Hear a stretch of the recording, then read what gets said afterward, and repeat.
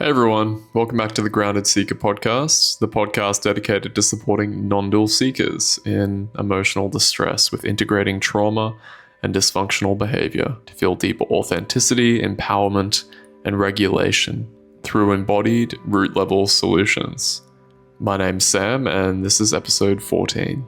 So in this episode, I want to go into a lot of depth into the social anxiety component of spiritual seeking, something I've experienced, and the tendency to isolate, even though we're very earnest and ardent non-dual seekers.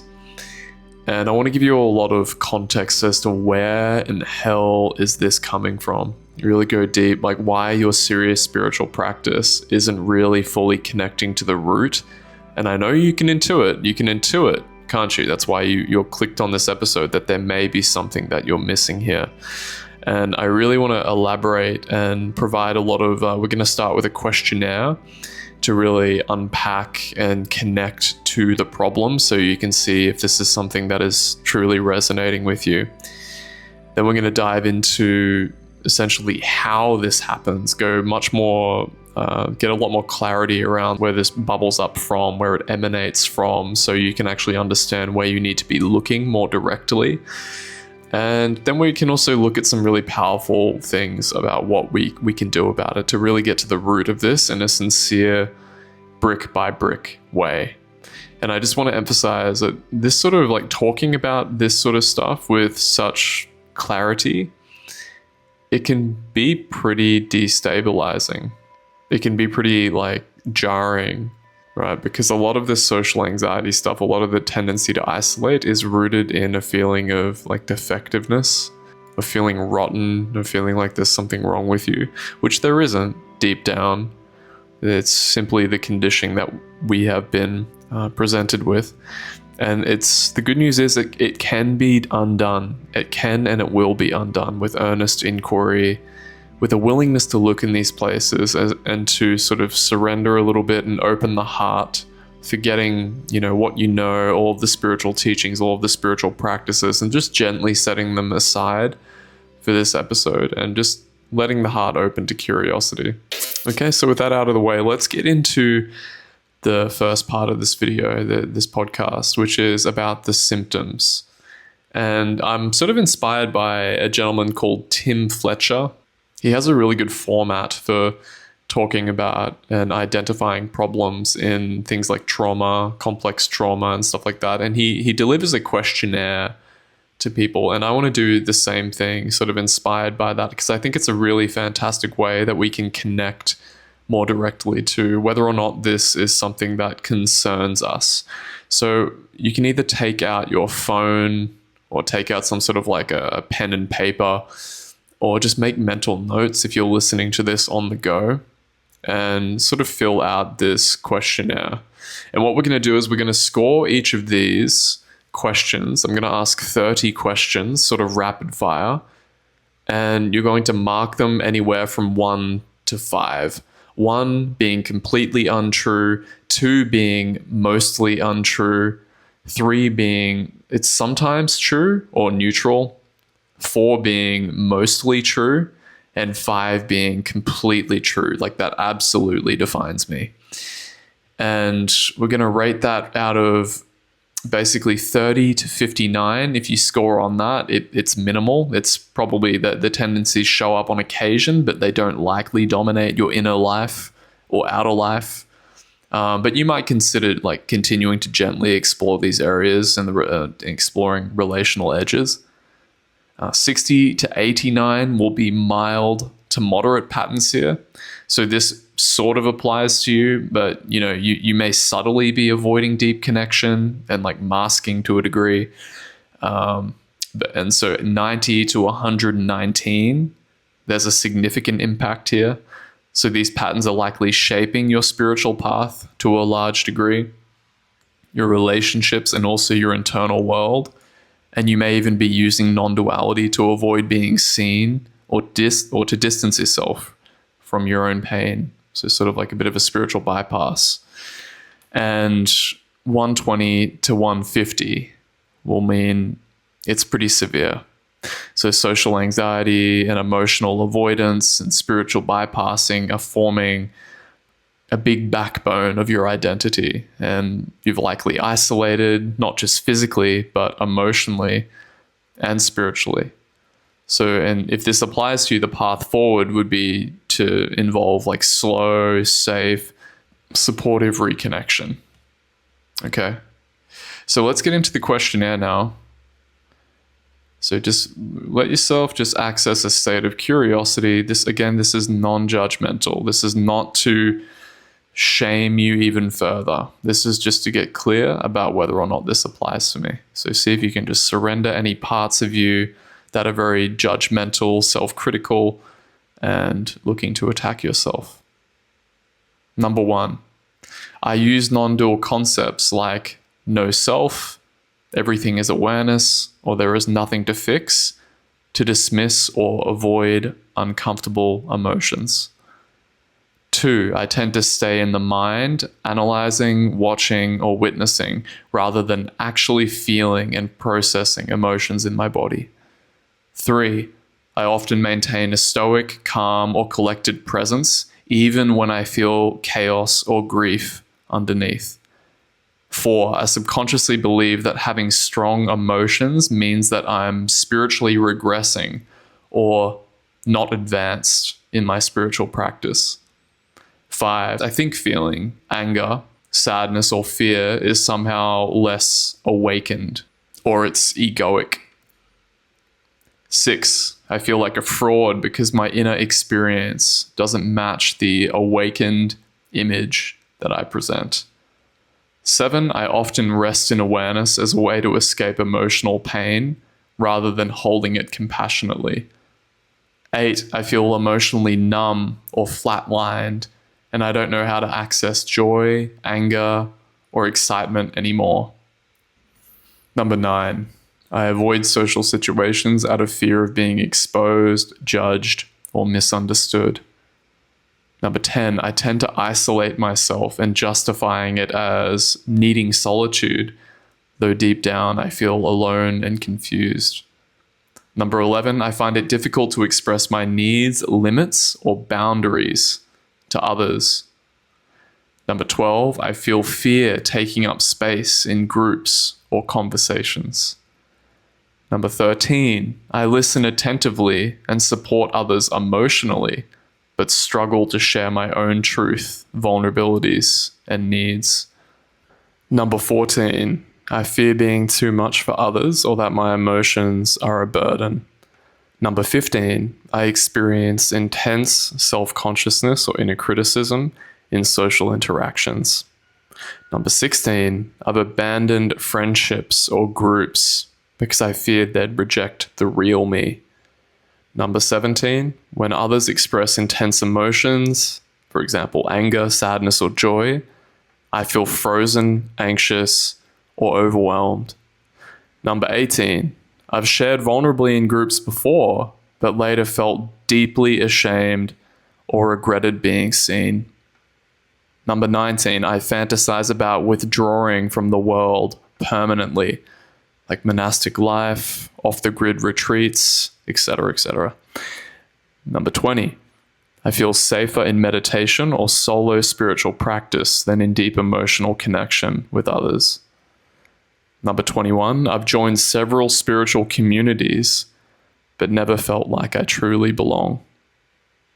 Number 22, I tell myself, I just don't need other people when I feel let down, triggered, or rejected.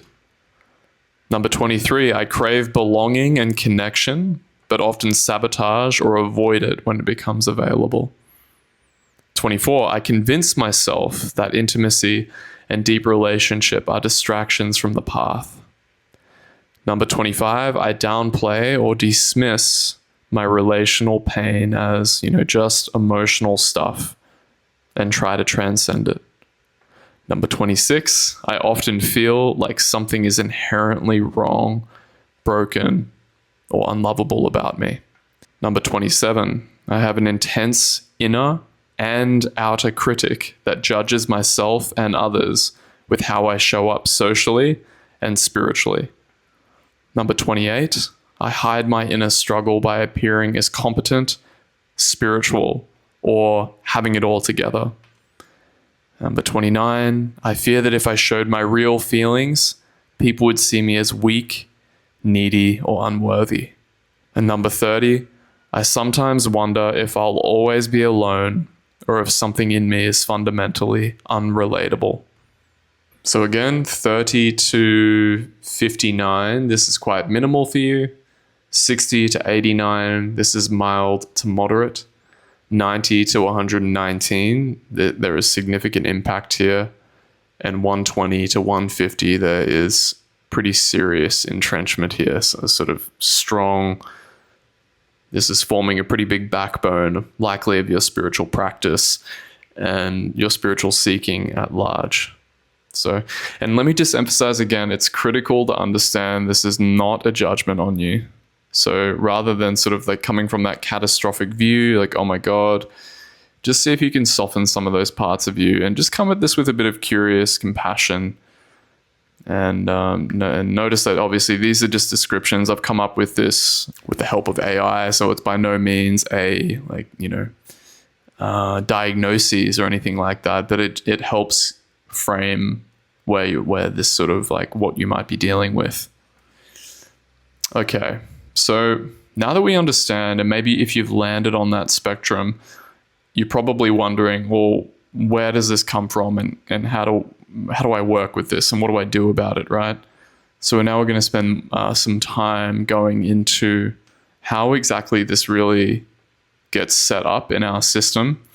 And it's very insidious and pervasive, and it might go against some of the non-dual teachings that you've been working hard to apply, or multiple spiritual practices. And really the crux of this is it comes from early relational conditioning. The real crux of it is that essentially your authentic expression, right, was very likely eroded through very subtle or overt rejection of your primary caregivers.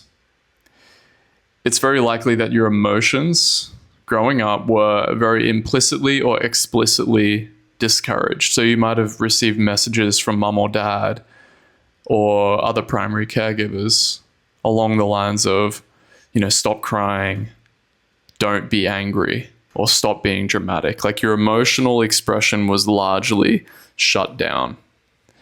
It was deemed as if you were, emotional, you're being too needy. And the child's mind interprets that vulnerability equaled threat. So your neediness, your emotionality, and sensitivity were probably all met with some degree of withdrawal, maybe mockery, or just overwhelm from your caregivers. And that creates this really strong feeling of like ick, of like an icky shame feeling in your body. And just, and Bruce Ecker, a really good coherence therapy teacher, the founder of coherence therapy, in fact. He calls this like the terms of attachment.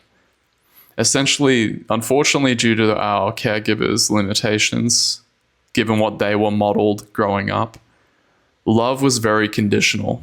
And it meant that I had to sort of adapt my emotional truth and sacrifice my selfhood in order to remain attached in the relationship. Because kids have no choice, right? What else is a kid going to do? We need mum and dad to survive. More than any other species, we are attached to our caregivers. So if mum or dad rejects the expression of our authentic emotions, it's very likely that in order to maintain the attachment, and I would say it's almost guaranteed, in order to maintain the attachment, we suppress or shadow out various aspects of self. So whether that's anger, whether that's sadness, whatever it is. And then what we end up experiencing instead is something like a chronic and toxic shame, or more later in life, feelings that eventually regress into like numbing out, where we can't even feel anything, or just a fear, like a strong fear and any combination of them. And often this also comes with a very intense inner critic or outer critic, where we're very judgmental internally of ourselves in social situations.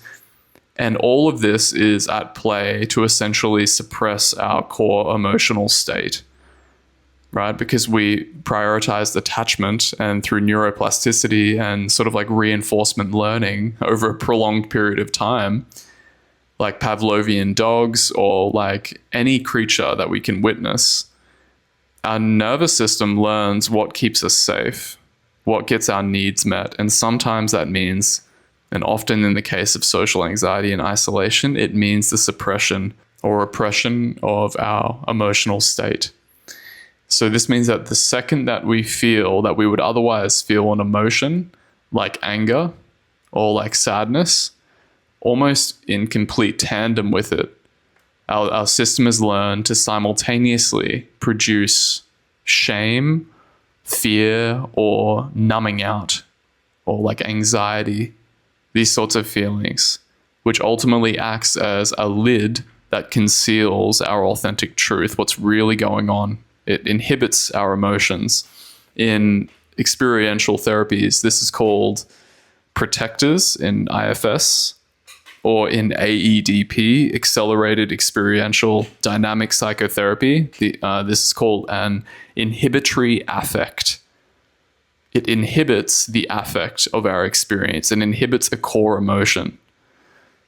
And this can really be pervasive and chronic, and it can feel like being buried alive when our core emotional state has been so chronically rejected. And we carry a lot of toxic shame. Just this feeling of being rotten, broken, something wrong with us for feeling our emotions.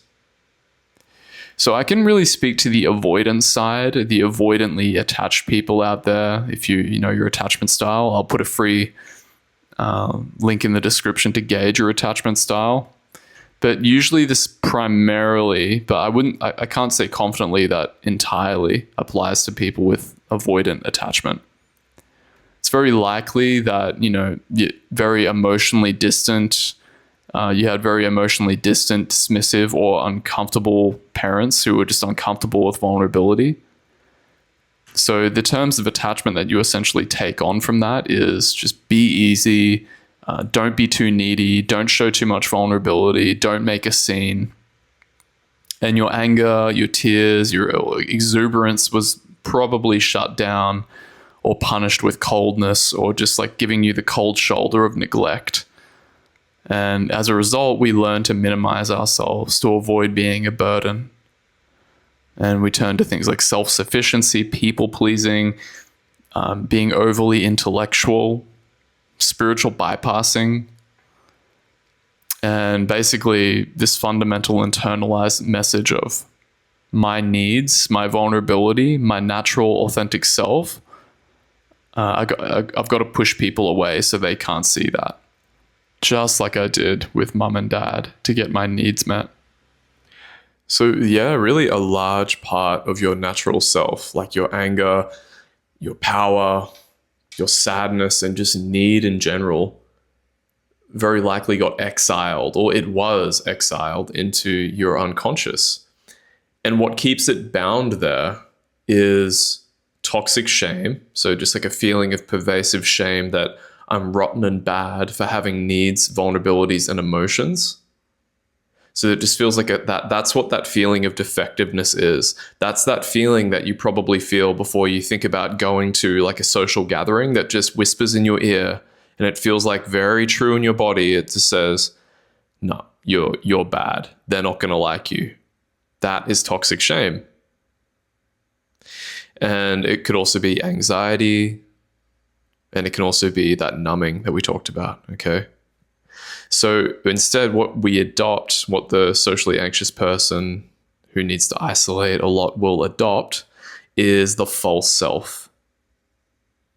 And it's basically formed around what was acceptable by mum and dad, just like we were talking about. So, very pleasing, and spirituality, non-dual seeking, and spirituality in general weaves perfectly into this, because it's like we gravitate to what already matches our identities. And a lot of people who are in spirituality are pretty traumatized individuals looking for reprieve, looking for relief, right?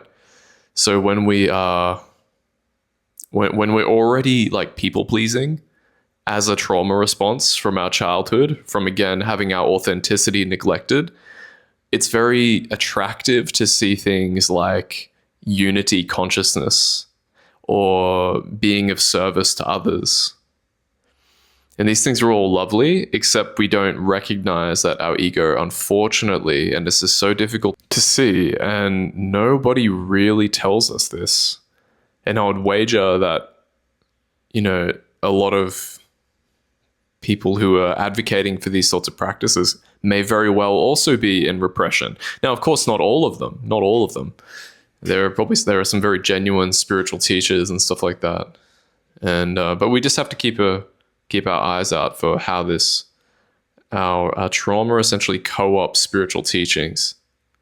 But nonetheless, very pleasing identities, like really composed, very, very stoic, intellectual, and very spiritual. Like we might know all of the Buddhist sutras and stuff like that, and we have some sort of embodied experience.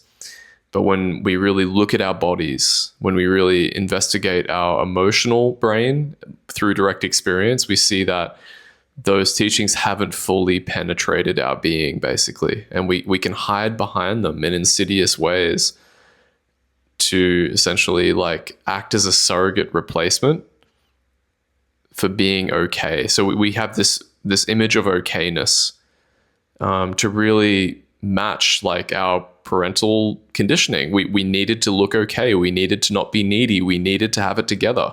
We need to be like high functioning. And all these sorts of things can really amalgamate into this feeling of like being very caged and imprisoned and need to isolate. And if people get too close, they'll really see something gross about me, really rotten about me. I am inherently rotten, right? That's the toxic shame. And so just a couple of examples with different emotions, right? So because again, like these are all healthy, natural impulses. We may even be listening to this and thinking like, yeah, well, emotion definitely is bad. And that is the, like we might even be able to reference like Buddhist sutras and stuff where certain teachers talked about anger. For example, I had this a lot with myself. I would listen to teachers like Joseph Goldstein, and I would just hear him say things on like teachings of anger and stuff like that, where he would say things like, anger has a poisoned source and a honeyed tip to it. Right. And so this is a Buddhist teaching, and we take that on. And I took this on as an example. And it's like, oh, anger, it has a poisoned source. Anger equals bad. Do not express anger.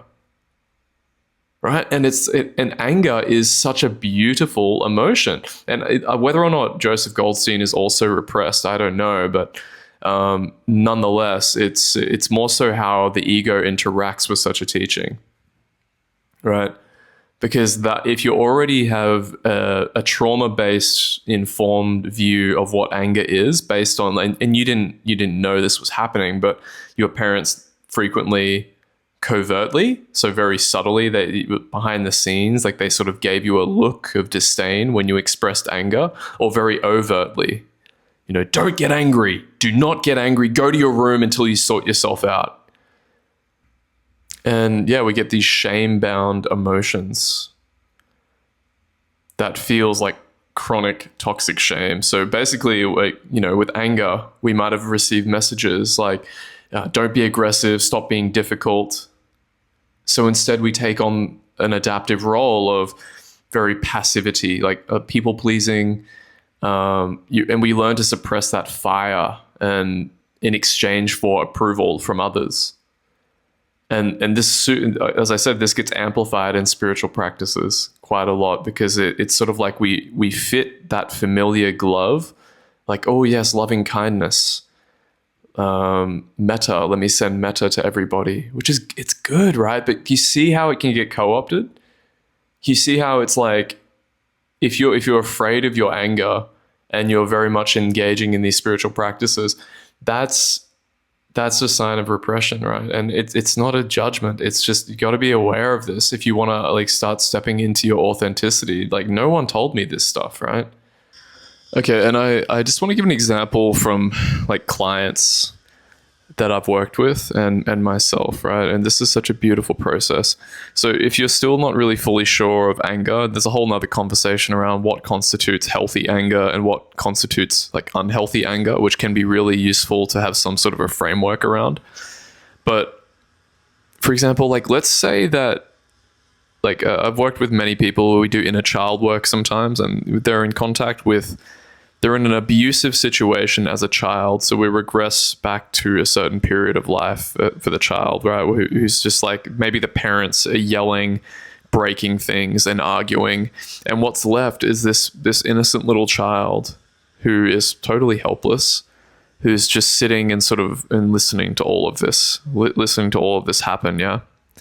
And what often these sorts of children experience, and what that then leads to, is like a feeling of powerlessness and like absolute overwhelm.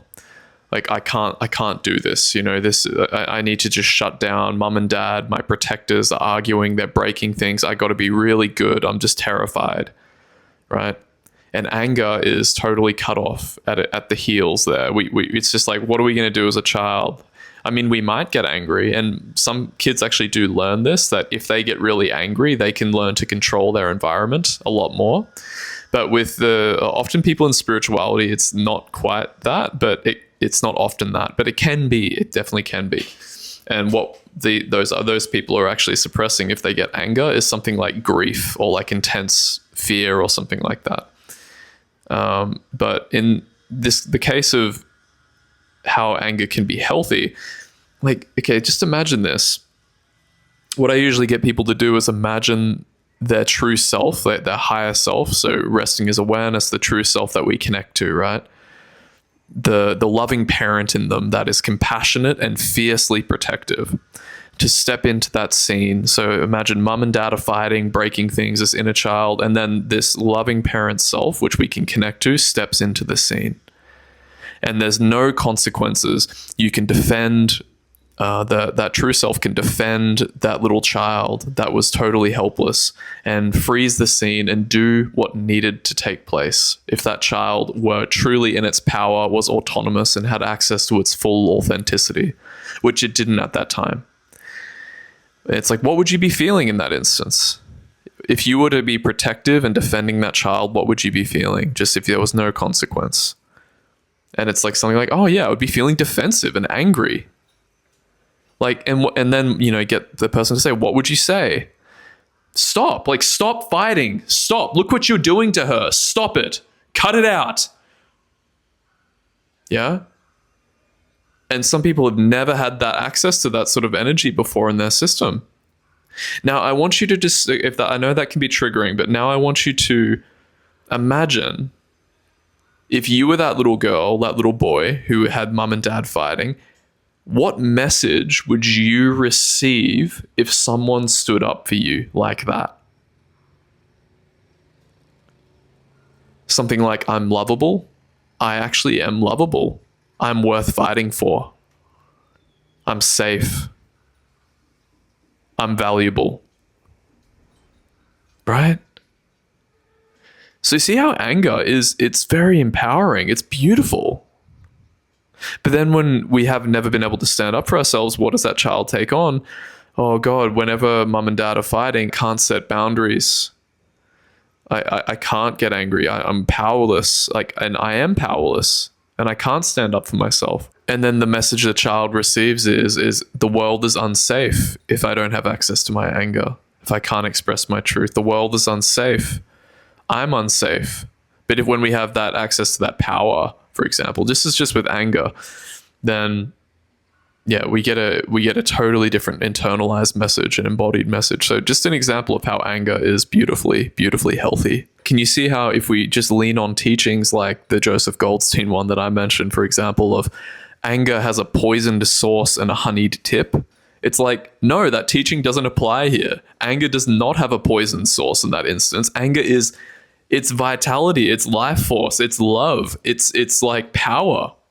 it's not a poisonous source. It's a poisonous source if it comes from a very like, immature, sort of defensive teenage position of like, no, I'm going to stand up against authority because screw them, and I'm not even going to look at their side, and I'm just being naive, and this sort of anger, right? When it's sort of like obnoxious and very like defensive, and it's very protector based, versus like a deep embodied gut level anger of self-protection from the heart or something like that. Like there is probably a gradation of anger that's unhealthy versus healthy, and that, yeah, again, that's worth talking about later. But there you go, that's an example. Okay, and let's look at other emotions like sadness. You might have received messages like, stop crying or I'll give you something to cry about. Or, toughen up. You're too sensitive. Stop being so sensitive. So, and we can take on adaptive roles of being very, very numb from that, being very stoic.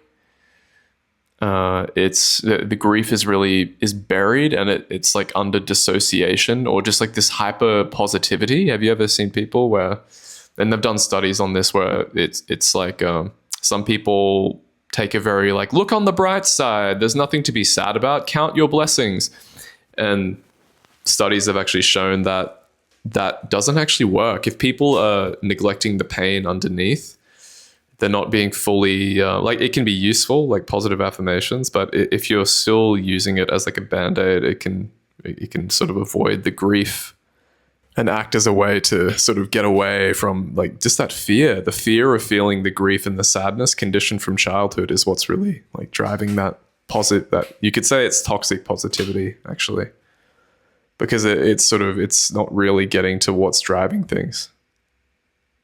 Or joy, you can even suppress your joy quite commonly as well, where like, calm down, don't be so loud, stop being such a center of attention, these sorts of things, right? So, and you might have taken on adaptive identities of being like very like controlling, like a strong inner critic, a difficulty playing, like it's very difficult to play around children and just like sort of let go of being this sort of rigid, like sort of very controlled personality. Or you just dim your light, to stay safe and acceptable. You just really dim yourself down into this sort of neutral, opaque color. Yeah. And as a result of all of these identities building up, so it's almost like the more you've been taught that emotion is bad, like for example, anger and sadness and joy, all of them are bad. And I believe most people probably have some degree of repression, especially anger. Like I would say, yeah, like a lot of people have like a lot of anger is all sorts of messed up in our culture, right? And there's so much that goes into anger, like oppression, like you can't get, like the systems are set up in place. Like, if you get angry at a police officer, for example, it's probably not going to go in your favor, even if there's some improper injustice or something and they're sort of wrongfully pulling you over or something like that. If you get angry at them, it's likely to escalate. These sorts of systems are in place as well, but also the childhood stuff. And the result of it, though, is just this encoded shame somatic state, like a tight chest, nausea, collapse, freeze is a big one. I know a lot of people, like one of my most recent videos on freeze, like why you're so numb. A lot of people got a lot of traction. A lot of people seem to relate to that. And that's an indicator that a lot of people in spiritual scenes are, emotionally deprived. Because freeze is really, I'm not going to say it's the whole thing, but usually the agent of emotional repression to a large extent.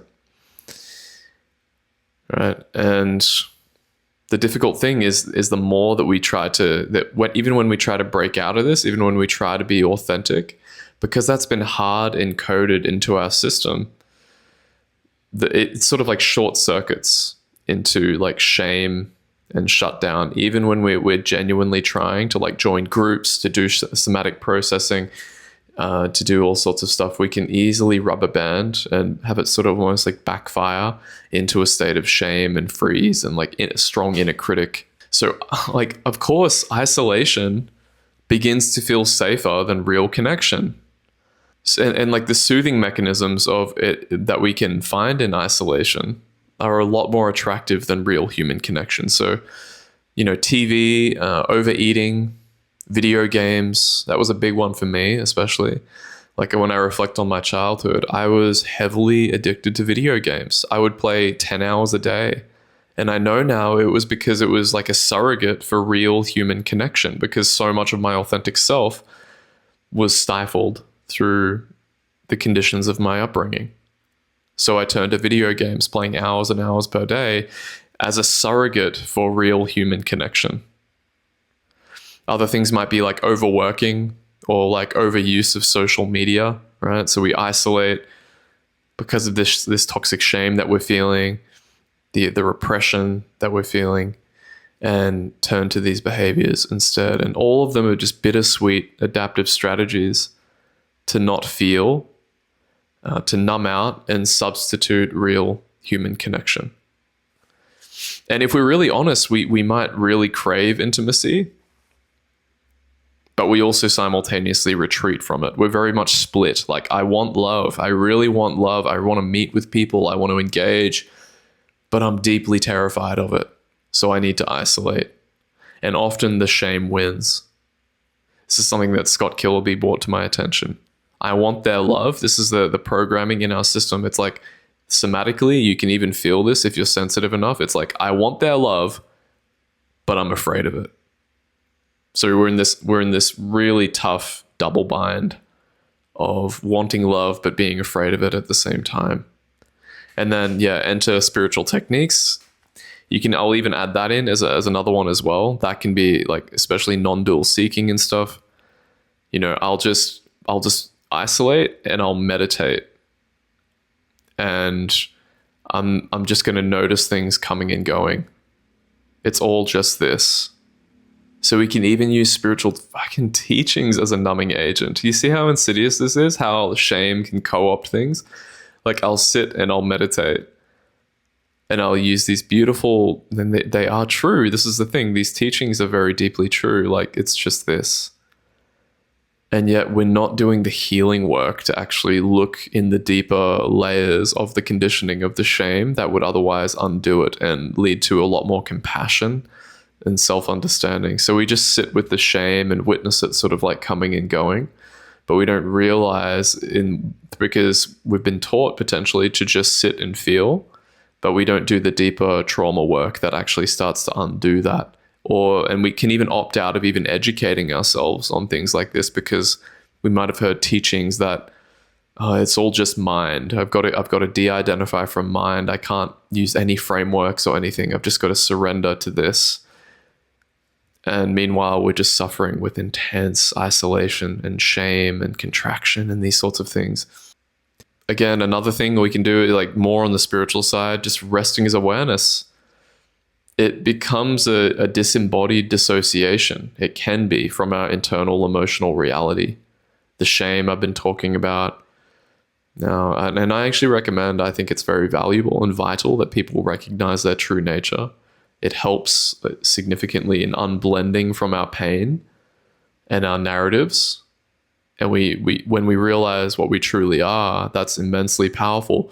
It's just there's a shadow to that, which is we intentionally dissociate. We're like dissociating from our pain and hoping that somehow we'll just transcend it all if we just meditate hard enough.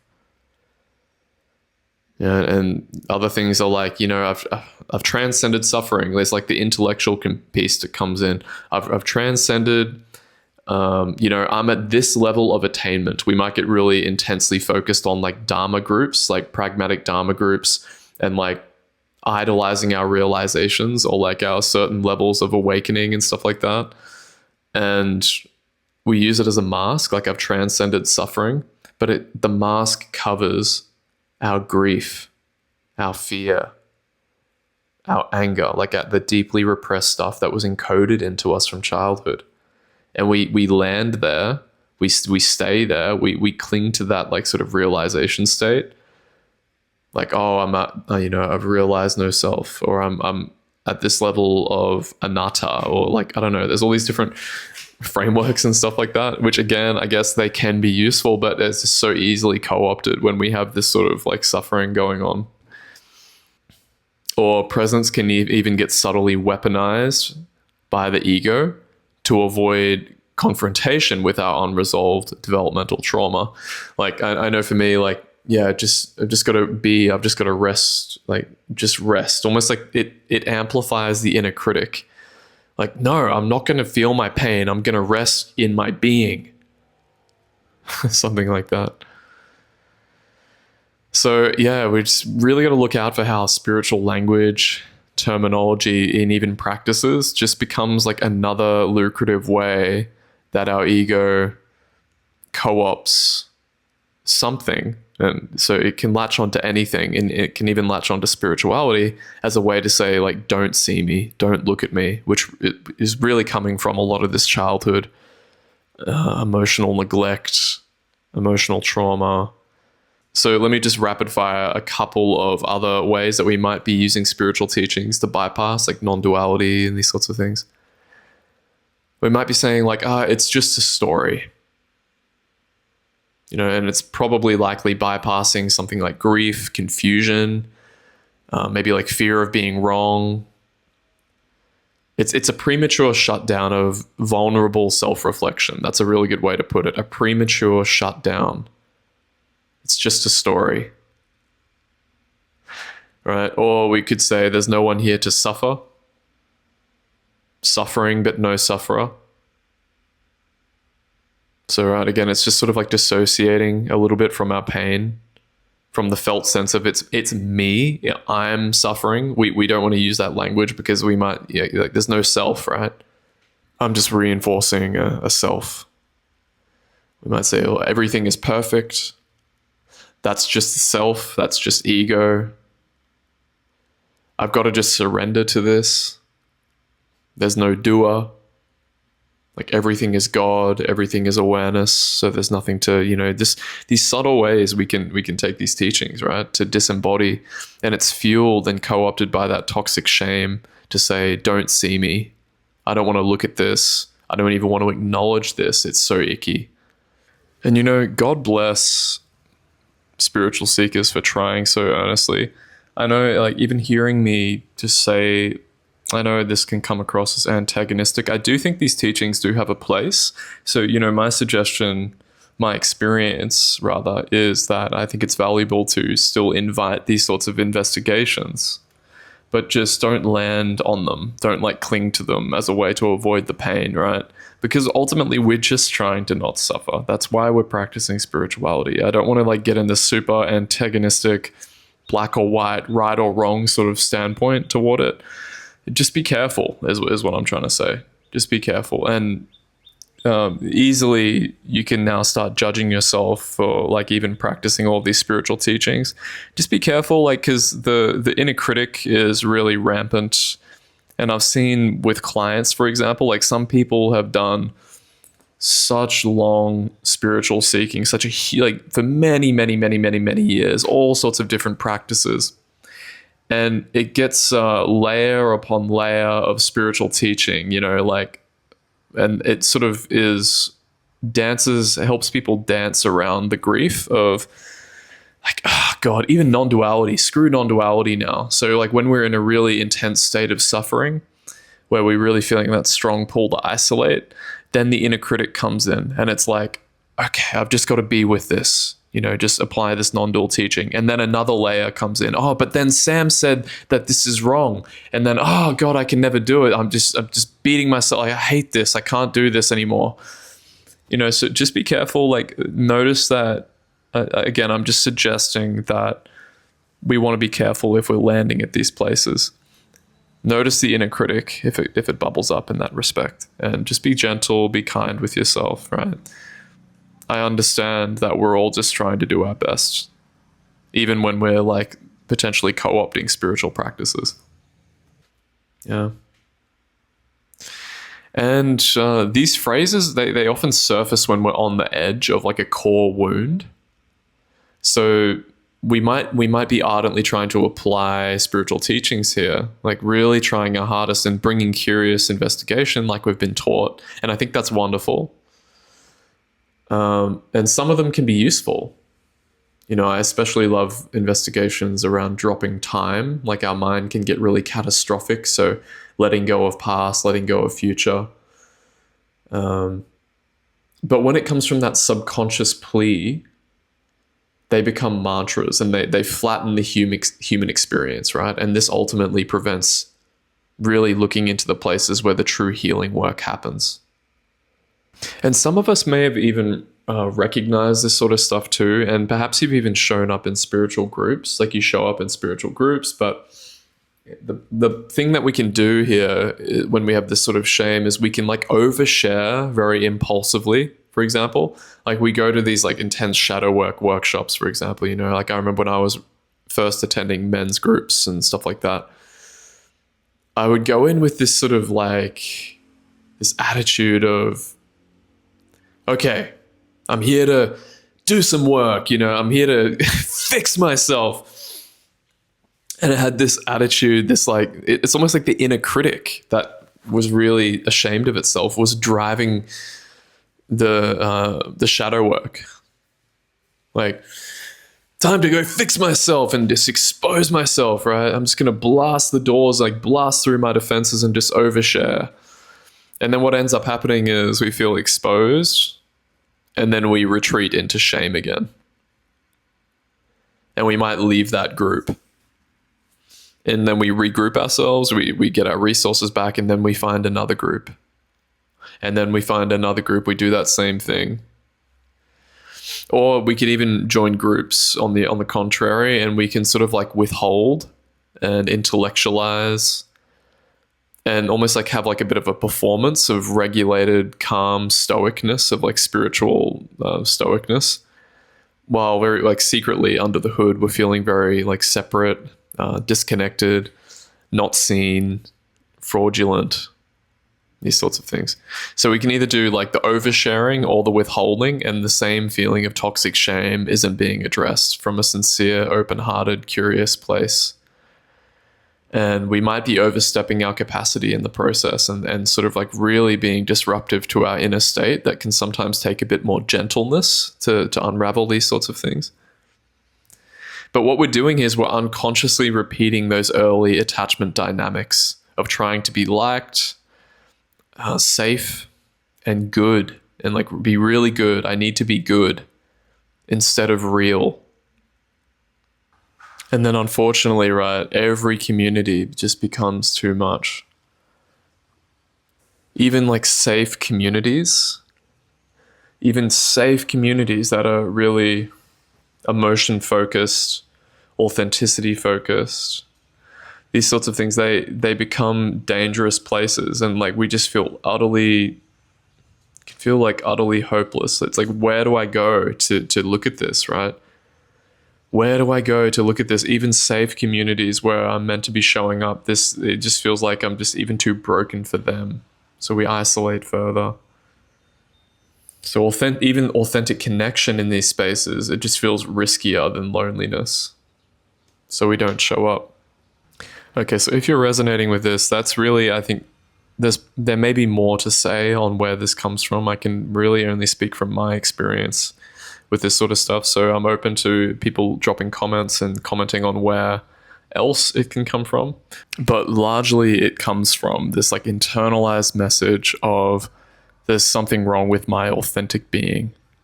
Usually this comes from, just to summarize, from early childhood dynamics where emotions, needs, and vulnerabilities were neglected and shut off. And we therefore internalize that having need, having vulnerability, having emotion is bad, which comes with it this feeling of deep, toxic shame where we might feel numb and anxious. And we have a very strong inner critic as a result of that. And also, I'll say outer critic that's critiquing other people because there's no separation. We're ultimately looking at people in the same way that we look at ourselves. And as a result, we take on all sorts of coping identities, such as being like a really good, helpful person, always putting other people's needs before mine, being very numb, being very stoic, being very collected. And it's all this very sincere nervous system attempt to regulate itself in otherwise very powerless situations of childhood. That's mostly where I believe it comes from. And again, I can only speak from my experience. There may be other ways and places that this comes from. So please leave your comments on where else it can come from. Like, I'm sure there's, for example, if you just are flat out berated by people growing up for being like unattractive or all sorts of things, like, of course that's going to feed into things like social anxiety. There are a lot of nuances. So please do let me know if I missed something that you think is very vital to this piece that I'm talking about here. Just drop it in the comments, and yeah, I'd love to hear it. So let's now move on to the last part of this. Like, what do we do about this? The age-old question: what do we do about this?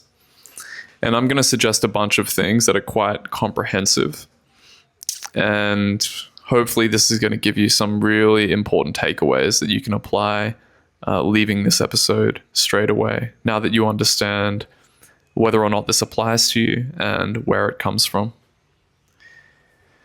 I think the most important thing here is that we need to deepen our inner relationship with ourselves. And this is where non-duality shines, because one of the core teachings is, who am I? Who am I? And that's getting us in touch with the true self, yeah? The true self. Some call that God, some call it a higher power. But I believe that true healing really comes when we realize our true nature, which is unafflicted. It's pure, it's tranquil, it's compassionate, it's powerful, right? It's untainted by all of this early childhood conditioning. It's pristine, pure, sky-like mind, pure awareness, the true self, right? I think we want to deepen that relationship by earnestly inquiring and praying into that place. In recovery groups, they say that we need to give ourselves to a higher power, and that's for good reason. No one can give us perfect, pristine, unconditional love except our true nature, right? So we can pray into that place. We can pray and hone into it, that I am that. I am God. We recognize that within our true being. And in non-dual practice, we people use self-inquiry to find that. In other places, they might use prayer. Some people might have profound experiences, but we want to anchor ourselves in that position, because toxic shame and these powerful emotions, this powerful inner critic that we can develop through all of the aforementioned reasons, it's so hard to underestimate. That you cannot underestimate how difficult that energy can be to work with. But when we know in direct experience that we are lovable, this is all stuff, all of this conditioning, it's some baggage that I picked up, but ultimately it is me, but I also can simultaneously hold that I am more than that at the same time. So I can pray to God, I can pray to my true self, I can earnestly inquire, who am I? Who is behind all of this inner critic? Who is the one that is aware? If we develop and deepen in that relationship as the starting point, that gives us, I think of it like it's almost like it can lift this ancient carpet up that we are so heavily identified with and take to be reality. It's like getting a crowbar and wedging it firmly but gently under a carpet and lifting it up, and there's all this thick glue and cockroaches and all sorts of stuff that have been sort of driving our identity, all these toxic black tar sort of toxic shame beliefs we've been holding about ourselves. But the power of connecting to our true self really is the foundation for all of that work. And by the way, I've made a podcast episode on this. I think it was the first or second one that I made, why true self-recognition is critical for deep healing. And I just want to give a personal story of this, because as I mentioned, toxic shame and these sorts of things, people pleasing, it can be so difficult.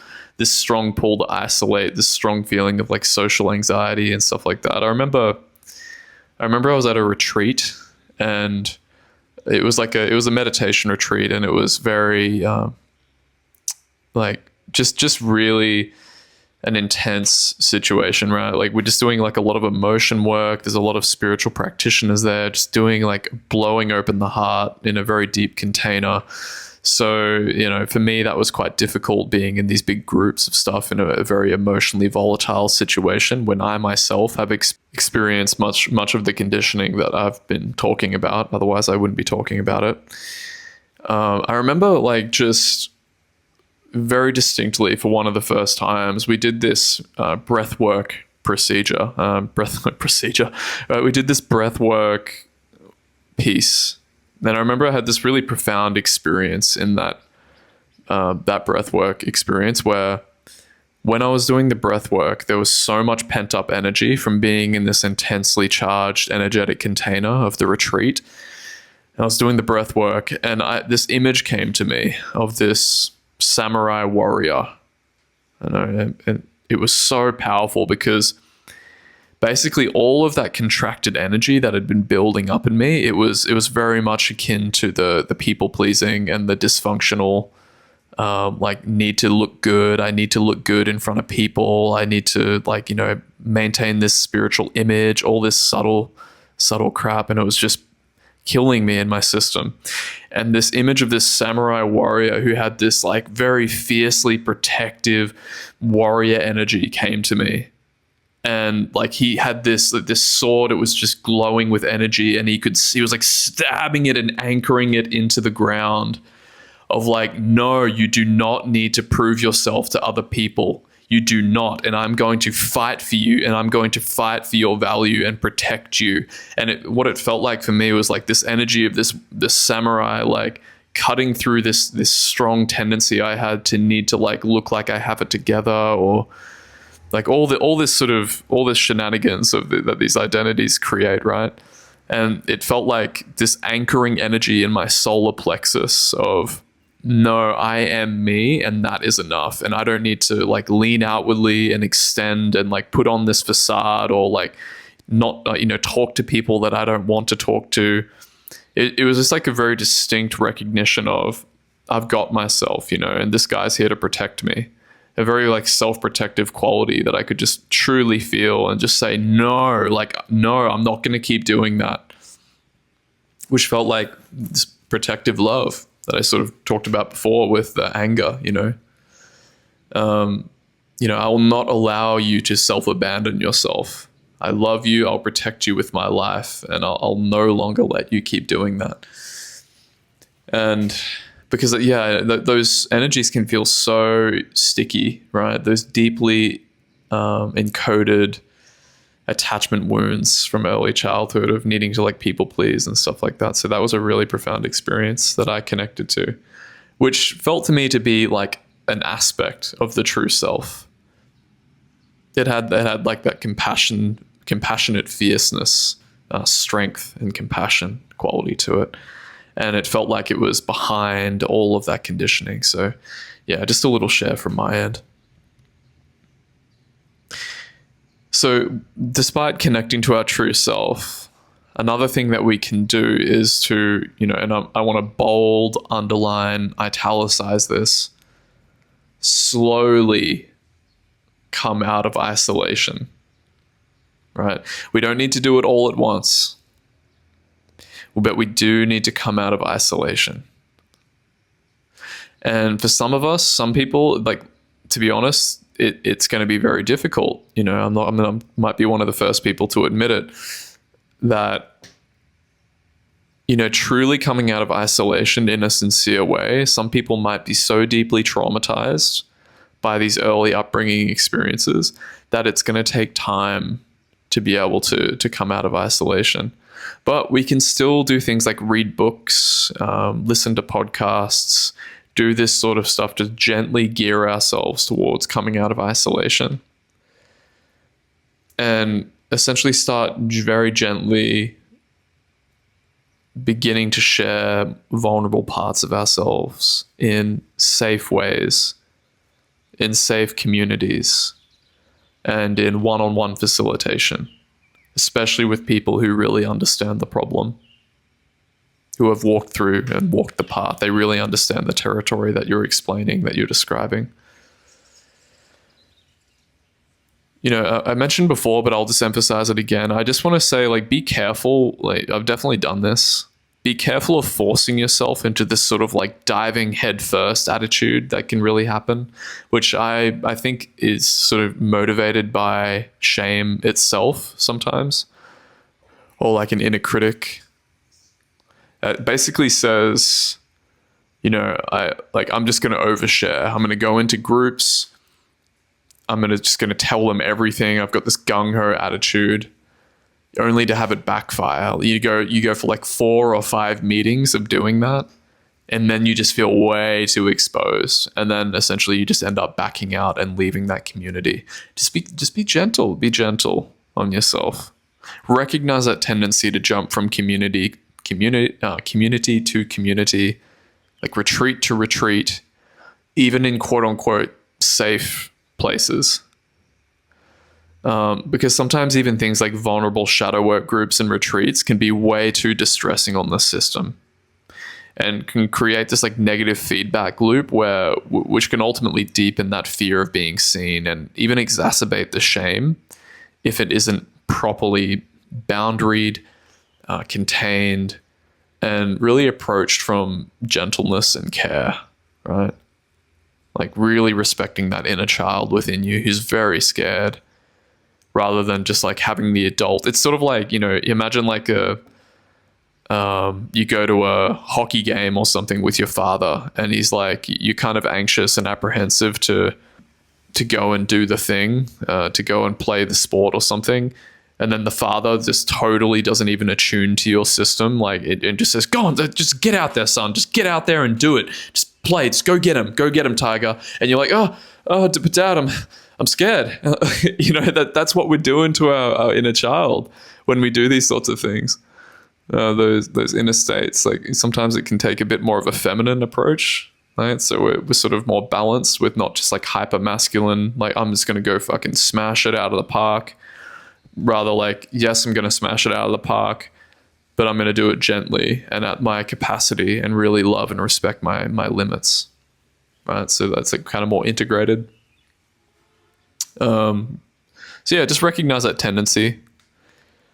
But if you find yourself doing that, where you've bounced from community to community, I know I would want to just recommend, you know, I found this to be useful. Just lower the stakes you have. Lower the stakes you have on what you need to be like achieving with like inner work and stuff. Like you can be gentle on your system, and it can be useful to join well-boundaried, like safe communities. Like for example, there are ones that like you don't even need to have your camera on, and sharing is optional, and there isn't any crosstalk where people are like reflecting on your experience and stuff like that. And that can be a really good, safe way to start. A hack I would suggest is like you can join groups and witness people sharing vulnerably first, and then that can then give your system permission it needs to sort of open up about what's really going on for you under the hood. And even that can be incredibly difficult, and it could take multiple sort of like groups, warming up to a group before you allow yourself to do that. But it's a fantastic place to start. And I recommend adult children of alcoholic and dysfunctional families, the ACA groups. They're especially useful because they're fantastic in having very boundaried and safe ways to share authentically about your emotional experience. There's no crosstalk, like you're not allowed to talk about another person's experience. It's just for sharing. So it's like coming out of isolation. And you don't need reflection from others, and you don't have to share everything if you don't want to. You can have your camera on or off. It's online and in person, and it can just be a way to start stepping out of that unbearable aloneness, in a step-by-step way. Again, if that's still too much, you can just read books, listen to podcasts, keep educating yourself, and just slowly, gently moving in the direction of healing. It can also be useful to focus on joining groups, like circling groups, specifically focused on topics like CPTSD and real human connection. So like places where the problem that you're trying to tackle, like, so in this case, we're talking about something like emotional neglect. We're talking about abandonment issues. We're talking about emotional repression. Like, try to find groups where the problem it's clearly defined and people consistently like are there for the same reason that you are. They're sharing from the problem itself, and that can really undo a lot of the aloneness, the unbearable aloneness and shame. Feeling like, because this is what shame will tell us, that toxic shame, it's only me. Like, I'm the only one experiencing this. What's wrong with me, right? But when your system can frequently update and see that, oh no, it's not actually just me. Wow, there are actually other real human beings suffering with this, and I'm not alone. Then it can help. And to find these groups, a little side tip is you could use something like, as of I shoot this video, there are some really good AI tools. Like, you can use deep research on ChatGPT or like Perplexity AI for a free deep research. There's like these deep research tools and AI tools that are coming out that make finding these sorts of groups easier, because it just crawls the whole internet for you if you prompt it well. So you can play around with that a little bit. And who knows, but if you're listening to this 2 years from now, maybe there's just like AGI or super intelligence that just like does all that for you and like sets up little artificial circles for you or something, where you're just sitting with a group of like imperceptibly human AIs that are going through these similar struggles or something, and it actually feels like real human interaction. I don't know. Who the hell knows with that sort of stuff, but for now we can use these AI tools to find groups and stuff like that, so that's really useful as of shooting this video.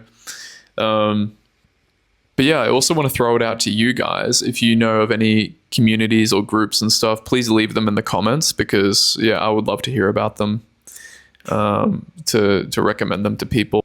A couple other things I want to rapid fire because we're getting on in this episode. Try a couple things I've found to be useful. Go to local cafes and like local places and just set an intention to be with your inner experience, like be with your inner child, these fragmented, wounded aspects of self, these like painful energies, however you want to frame it. And really coming from that place of devotional love and understanding, where it's almost like this, if I were to connect to that samurai warrior analogy that I connected to personally, that was a powerful thing for me. But for you, maybe it's just like connecting to a loving guardian or something like that. And just go on a date with yourself purely with the goal of self-understanding. Like, just respect your limits. Say, like, if your system gets too dysregulated, you can make an agreement that, okay, if I'm going to go for 30 minutes, if I get too dysregulated, I can leave, or I can get takeaway from the cafe I go to or something. And just don't force yourself to go outside a window of tolerance, for example. Another rapid fire thing, just finding people who are also recovering from these sorts of issues. Again, ACA is a really good resource for that. There are people who are in recovery doing this sort of work. If you find the right people, they can support you. Just to have someone who's also doing the work, journeying with you in this recovery process. Again, this can take quite a while, so thinking long term. And obviously finding a good experiential, emotional focused facilitator who really knows the territory you're navigating and has worked through it themselves, ideally. AI tools, again, can help you find these sorts of facilitators. I work with people in this sort of space. I know the territory. So if you feel comfortable with me, you might consider working with me as an option. But whoever you really resonate with as well. It's really important you find someone you resonate with. And essentially just doing consistent and ongoing somatic shadow work, really connecting to your true self, really listening to these parts of you, these toxic shame parts, see what they're protecting, see like what the underlying emotional charge is behind all of this, the sort of internalized lessons that you learned, and really anchoring yourself in that true loving parental self, that really you start to learn more and more that you can unblend from these emotional states of toxic shame, which I know can feel absolutely crippling, so intensely isolating, and like you have no choice but to isolate, and just slowly, gently challenging that and using a bit of discernment to see like, okay, what's this protecting me from? Like slowly leaning outwardly, slowly just challenging these paradigms. So guys, I hope this helps you. These are a couple of suggestions. I'm sure there are many other things we could talk about. This episode is getting very long now, so I'm going to leave it there for now. Let me know in the comments what came up for you, what you enjoyed, what resonated. If there's anything else you want me to talk about, I would love to hear them all in the comments. Much love to you guys, and feel free to check out the links in the description if you want to work with me. I'm going to be releasing a 90-day program at some point. I know that's been really long, just taking my time with that. And when it's ready, and I'll bring it out. You can sign up to the newsletter to get updated about that. But other than that, much love to you, and have a great day.